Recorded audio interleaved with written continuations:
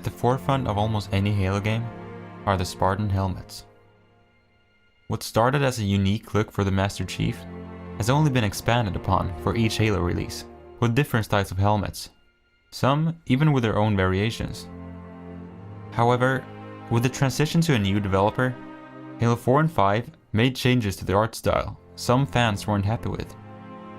While those games had their fanbase, and even managed to bring in new fans, the backlash did lead to a return to form, quote unquote, with the latest installment in the series. Now, considering the amount of helmets we saw in Halo 5, I'm wondering, what would they look like if they turned up in Halo Infinite? How would they treat these controversial, yet interesting designs? It's time to redesign Halo.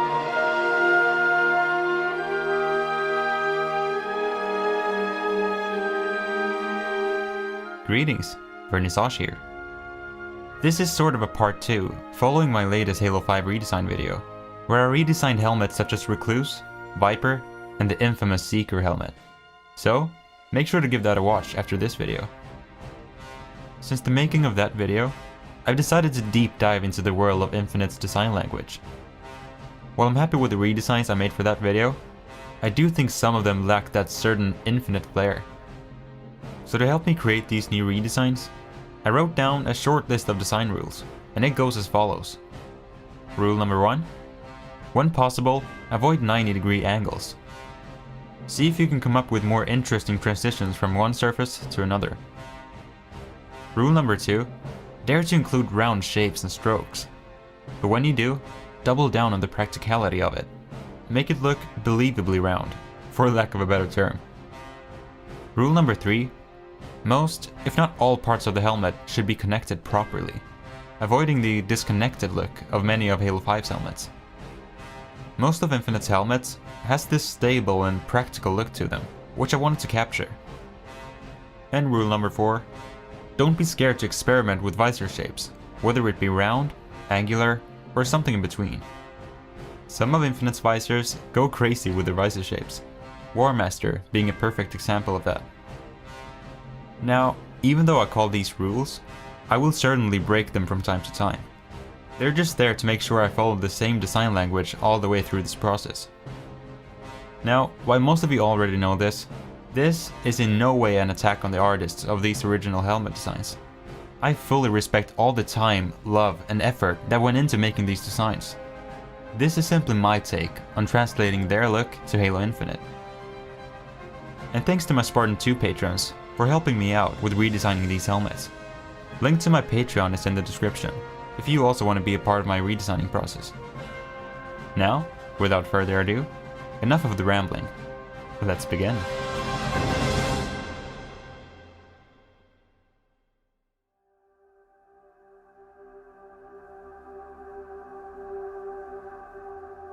Most of you are probably raising your eyebrows seeing this helmet.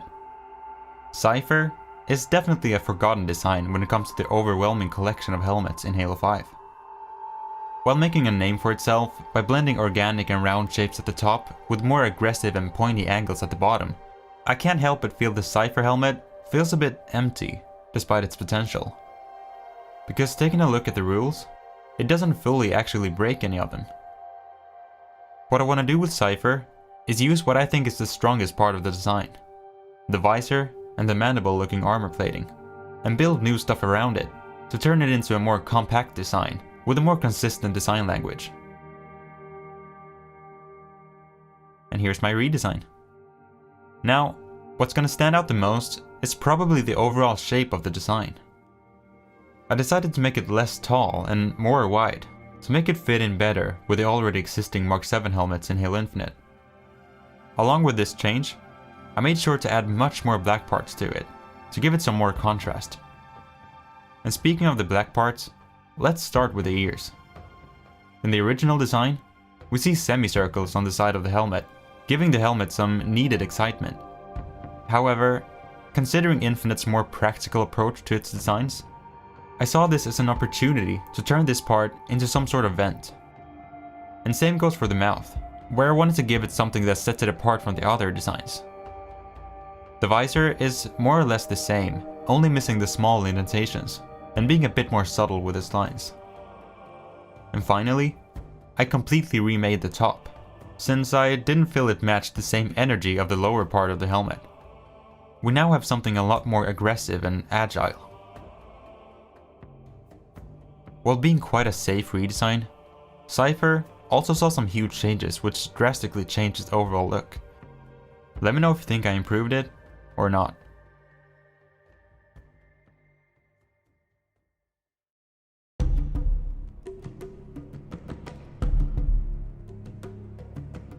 Venator is one of those helmets you either love or hate.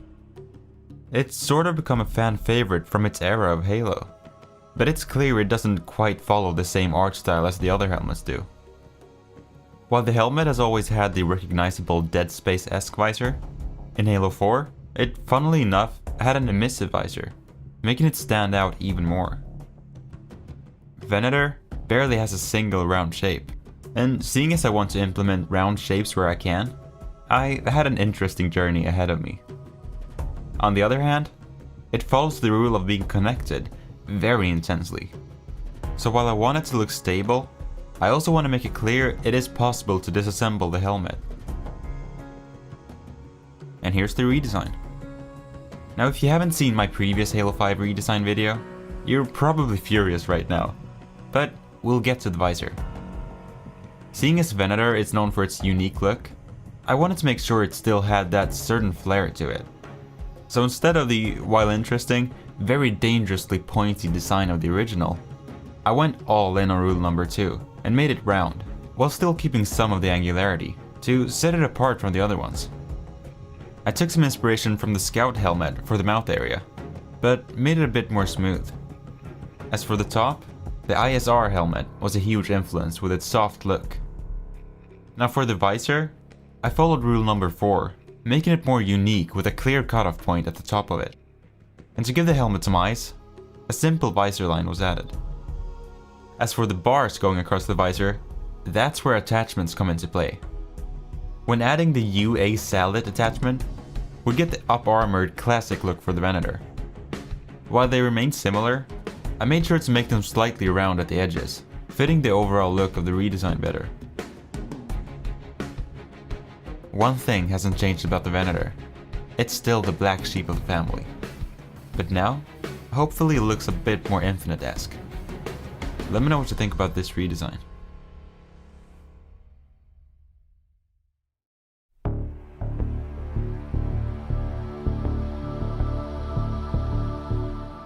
Tracker is one of those helmets most people forget about. And seeing as there are multiple helmets in Halo 5 with this type of visor, you can't blame them. What's interesting about this helmet, however, is how simple it is, especially considering what the average helmet in Halo 5 looks like. It has clear black and color parts, which gives it a distinct separation between its different parts. The only rule Tracker breaks is rule number 3. But while the parts aren't fully connected, this doesn't really hurt the overall design. So for my redesign, I just want to slightly alter it to turn it into something more Infinite-like. And here's the redesign. Like I said, I never wanted to drastically modify this helmet. I just wanted to make some minor alterations. The only big change is the visor. I wanted an optional look for Tracker, a base helmet with a very classic Spartan look to it. But when attaching the TAS O-Phenom attachment, we get the original look of the Tracker helmet. To follow the aesthetics of the already existing helmet attachments in Infinite, I made the eyes orange, which also contrasts intensely against the dark grey background. As for the rest of the helmet, I slightly moved around certain pieces and utilized what was there to create some classic Spartan helmet parts. For instance, I added tubes to the bottom of the helmet to give it a nice round frame. While being the least changed redesign out of all these, Tracker still received a fresh coat of paint. Let me know if you think my redesign is an improvement or not. We've all been there. You're surfing the UNSC web when all of a sudden you feel like something's off. Maybe the website you're on feels a little scummy, or someone's creeping up on you with an electrified fusion coil. Whatever the case, NordVPN will keep you safe. Don't quote me on the fusion coil part though. If you're on the internet, which you are, you know how unsafe it can be, especially when surfing on, let's say, a public Wi-Fi. NordVPN encrypts your data and keeps you anonymous when traveling from one spot to another. Not only that, but for us gamers, NordVPN offers the fastest connections on the market, with more than 5,800 servers worldwide. So just connect to a nearby server and go win some Team Slayer games. And for you PC gamers out there, downloading games, DLC, or mods can sometimes be a bit risky. NordVPN will protect you like it did for me from cyber threats, allowing you to just relax and enjoy your wacky mods. So to game faster and safer, go to my link nordvpn.com/wern, that's WERN, and get a discounted 2-year plan and 1 month free with NordVPN's 30-day money-back guarantee. The link is in the description, so go check it out. Thank you so much for sponsoring this video, NordVPN. Now, on with the redesigns.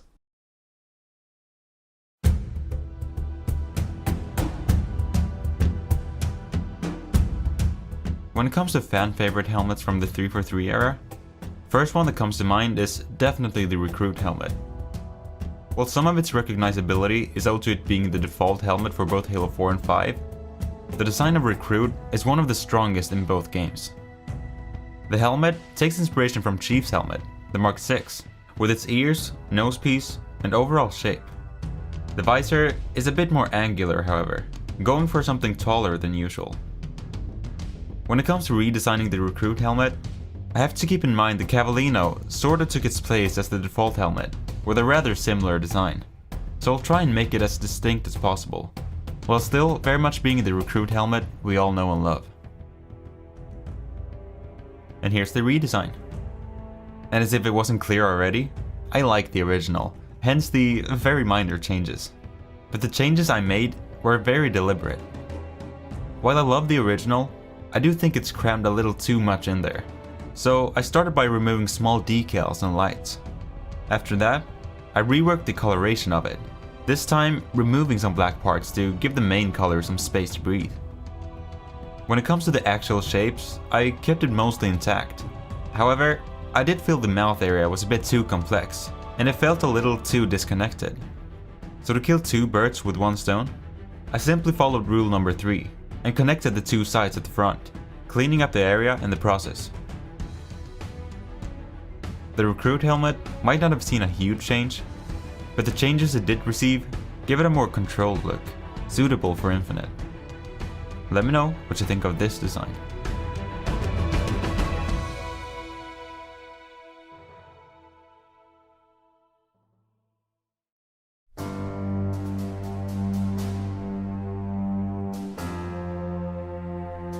Just like the Norse wolf it borrows its name from, Fenrir is truly an intimidating design.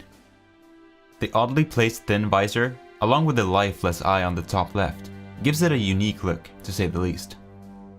And speaking of unique, Fenrir barely has any color, opting for mostly black, no matter the color you select. So for the redesign, this is something I wanted to fix. And as for the visor, well, I'm sure you can figure it out by now. Here's the redesign.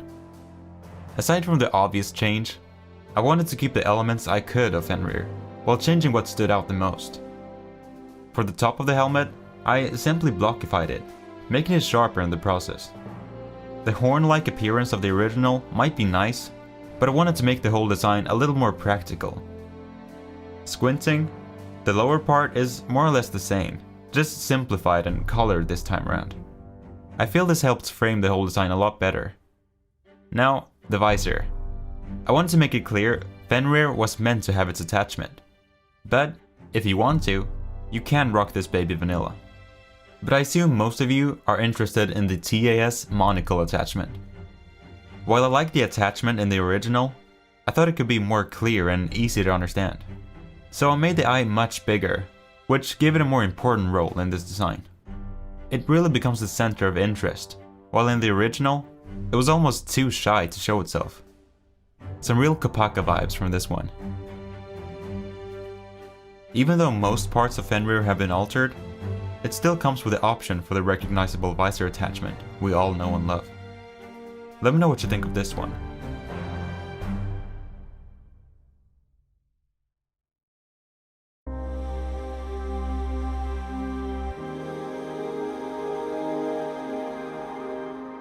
After covering some eye-catching and iconic helmets, it's time for one that gets lost within the pool of Halo 5's many helmets.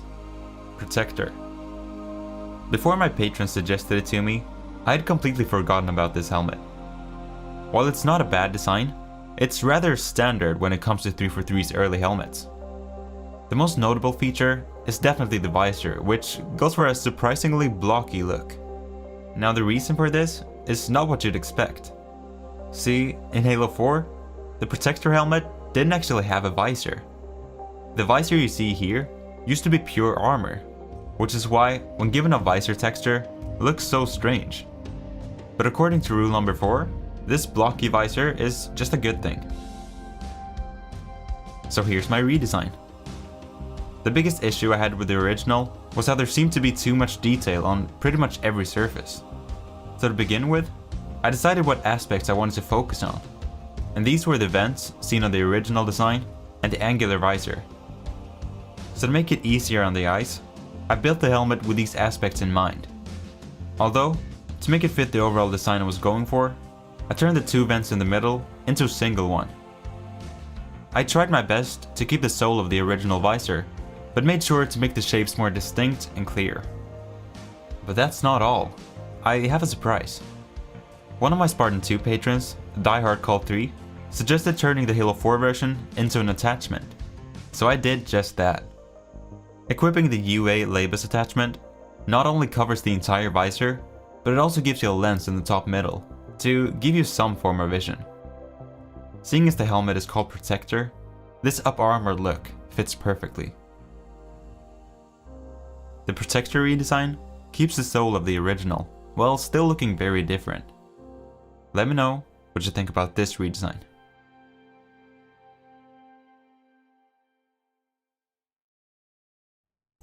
And there we have it.